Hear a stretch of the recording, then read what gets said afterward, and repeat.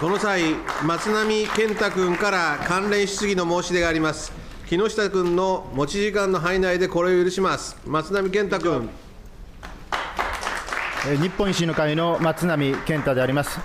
総理、また麻生大臣におかれましては、今回、日米首脳会談の後にこうした長いお時間、誠にお疲れ様でございます。さて、今日も TOC 条約、そして南スーダンの問題がかなりの時間を割かれましたので、私の方はですね、ハーグ条約、トランプ新大統領の下で、いかなるハーグ条約のこの適用があるのかということをですね、議論をさせていただきたいと思います。ハーグ条約は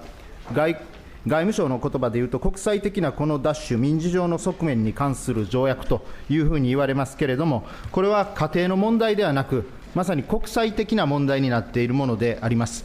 日本の中ではこの連れ去りと言われますけれども、アメリカの中ではこれは誘拐罪、そして国際問題になったときには、拉致問題と同じくですね、アブダクションという大変強い言葉が使われます。ですから一時はですね、この連れ去りによって、FBI とかインターポールによってですね、子どもを連れ去った日本の母親がですね、国際指名手配をされるというようなことまで起きた、非常に大きな問題になりうるものであります。で、特にですね、これは本当に連れ去られた、特に男性の場合が多いわけですけれども、DV はあってはならないんですが、DV をでっち上げられたとされる方も多いわけであります。これは日本の国境をまたいだ瞬間にですね、外国人の場合もあれば、日本人の場合も、これは同じようにですね、悲劇が繰り返される。私、SNS を見ておりますとですね、この2月の頭にも、自分は DV はでっち上げなんだと言っておっしゃって、そして敗訴されて、苦しんでた方がですね、自殺をされたというような痛ましい記事がですね、SNS の上にも載っておりますし、この問題、我が国もですね、ハーグ条約、2014年に結んでからずいぶん経つわけですけれども、1月6日付の、これはなんとイタリアにも伝播をしておりまして、イタリアのスタンパ紙というこのナショナル新聞にですね、日本に連れ去られて、これがどうしようもないと、このハーグ条約とですね、日本で運用されているこのルールがあまりに違うじゃないか、このダブルスタンダードを問う声も出ているわけであります。こうした中でですね、私が今回注目をいたしましたのが、アメリカでですね、これは2014年の7月に成立をいたしました、ショーン・デイビッド・ゴールドマン、この奪取の予防及び返還法というアメリカの法律であります。この法律、私も見て非常に驚きました。これ皆さんにはお配りを資料でさせていただいておりますけれども、この中にはですね、この子が誘拐されたということであればですね、安全保障関連支援の撤回、制限または停止というようなところまで踏み込んでいるわけであります。トランプ政権になって、オバマ政権だと私はですね、ここまでのことはないなと思いますけれども、外務大臣にまず伺いますけれども、これ、理論的にこの安全保障関連支援、日本に適用されるものなんでしょうか。岸田外務大臣。ご指摘のショーン・デイビッド・ゴールドマン、この奪取の予防及び返還法ですが、ハーグ条約や米国との2国間の枠組み上の義務を履行しない国に対して国務長官が一定の条件の下で取り得る措置を定めています。資料のとおりであります。そして、その中で、開発援助や安全保障関連支援の停止、そして2国間の要人訪問の延期または中止、こういった措置もその中に規定されていますが、これまで米国が外国に対し、これらの措置を実施した例はないと承知しております。そして我が国が適用される可能性についてのご質問ですが、政府としては、我が国はハーグ条約上の義務を真摯に履行していると考えており、また米国による不履行のパターンを示す国にも含まれておらず、同法が2国間の要人訪問および我が国の安全保障に影響を及ぼすことは考えにくいと理解しております。松波君。ちょっと大臣おっしゃったですね、答弁、楽観に過ぎるんではないかなと私は思います。この問題、今でも火を吹いておりますし、ただいま私が申し上げましたですね、このイタリアにも伝播をしているというようなこともありましてですね、私はこれ、まだまだですね、確かに安全保障はいきませんけれども、確かにこの1、2、3、4、8段階あって、今までアメリカは2段階までやっているということは伺っております。しかし、この4段階ではですね、実務、公式、国賓訪問の延期等もありますので、やはり私はですね、こうしたものは真摯に受け止めてですね、しっかりとこれを国際ルールにのっとって、運用していくということが大事であろうかと思います。そしてこれがですね、先ほどのイタリアの例でありますけれども、彼はですね、ドイツでお子さんを2人設けて、日本人の奥さんがいたそうであります。で、このお子さんをですね、日本に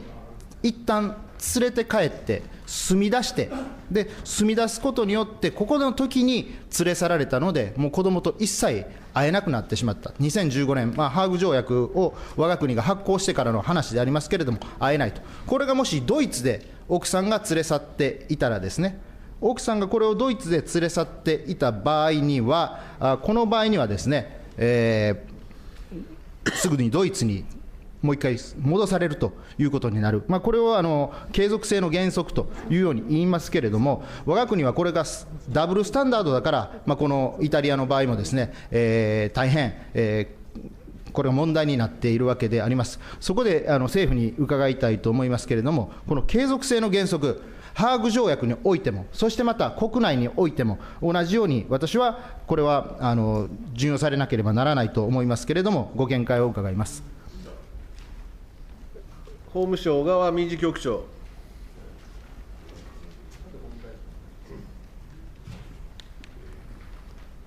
お答えいたします。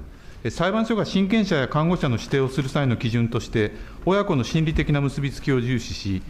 それまでの看護状態を継続させることがこの利益にかなうという考え方があり、ご指摘の継続性の原則はこのような考え方を指しているものと思われます。もっとも、実際の裁判実務においては、それまでの主としてその子を看護してきた者が誰かということのほか、父母側の事情といたしまして、それぞれの養育能力ですとか、子に対する愛情、あるいは熱意、居住環境、面会交流に対する姿勢、監督保持者の有無といった点、さらにはこの側の事情としまして、その年齢、心情や意向などの諸事情を総合的に考慮して判断がされているものと承知しております。したがいまして、ご指摘のような考え方のみによって、親権者または看護師者の指定がされているわけではないものと認識しております。また、ハーグ条約の実施法においても、上級処置国に返還するということになっておりますが、この点はハーグ条約の考え方に基づいて、この親権や看護権に関する事項は、この元の居住国において決定されるべきであるとの考え方に基づいて判断しているものでございます。したがいまして、先ほどご説明しました国内の事案における取り扱いが、ハーグ条約はその実施法の趣旨に矛盾するものではないと理解しております。松並君。すみません、この問題はですね、私、総理に、確か通告を出していたはずでありまして、ちょっと長い答弁、ちょっと控えていただきたいんですが、総理に改めて伺いますが、こうしたですね、先ほどのイタリア人の例で私、申し上げましたけれども、日本に住み始めてから連れ去られる、その時のパターンとですね、海外から連れてこられた場合は、これ、ハーグ条約の場合は、6週間以内に元のところに戻すということになってますけれども、こうしたダブルスタンダード的な継続性の原則を運用するということは、私はあってはならないと思いますけれども、端的にお答えください。安倍内閣総理大臣。ただいま民事局長から答弁をさせていただきましたが、裁判所が親権者のですね、指定等をする際には、これまで誰が看護をしてきたのかという事情だけではなく、個別の事案に即して、さまざまな事情を総合的に考慮して判断がなされているものと認識しています。いずれにしても、この問題については、両親が離婚をする際に、どちらの親を親権者とするのが、この利益に資するかということを最も優先して考慮し、判断がなされることが重要であると考えております。松並君。今の答弁ではですね、実態、先ほどの自殺をされた方も全く報われないなと私は思いますよ。こうした皆さんはですね、本当に、裁判所、日本の裁判所、特に海外と比べてですね、この継続性の原則をあまりに重視しすぎるから、こうした判決が起きてくるということをですね、私はご認識をいただきたいと思います。その関係でですね、次の質問に移りたいと思いますけれども、こうしたですね、実はこの連れ去りに関する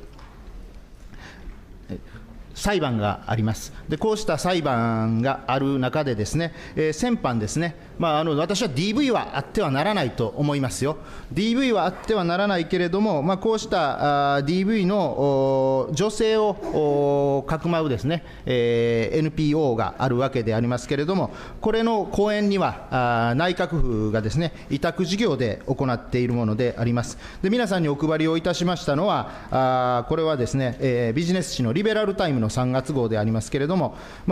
講談、後ろから2段落目にありますけれども、昨年行われた相談員研修会で、この NPO の方がですね、判決が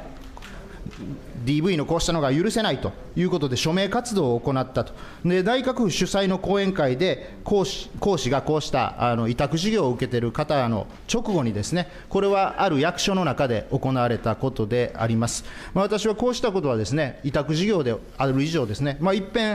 一度内閣府の方に問い合わせたところ、内閣府の方は最初、木で鼻をくくったような答弁でですね、時間外だったらいいんだとか言いながらも、2月8日の日から、私が問い合わせた日から今、調査をいただいているようでありますけれども、この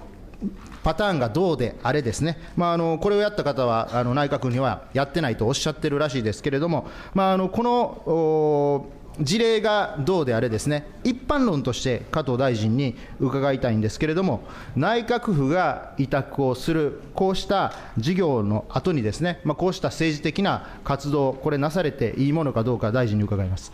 加藤担当大臣。内閣府ではいわゆるこの DV 被害者の支援に関する研修や性犯罪被害者の支援に関する研修などを企画実施をしております。委員のご指摘の研修は内閣府が外部に委託して実施している東日本大震災による女性の悩み暴力相談事業の一環として、岩手県における一切委託先である岩手県の民間団体が実施した研修会の事例だというふうに承知をしております。詳しい事実関係は今、確認中でありますけれども、いずれにしても国費で実施するその研修の会場において、しかもその国がその借りているこの時間帯ということですね、において、たとえ研修終了後であったとしても、証明を求める行為が行われるようなことは望ましくないと、こういうふうに考えています。松並君。加藤大臣、ありがとうございました。先般、私が問い合わせた、役所に問い合わせたときとはですね、打って変わって、加藤大臣、さすがにご見識を示していただいたものと、感謝を申し上げます。こうしたことがですね、今後ないように、善処をいただきたいというふうに思うわけであります。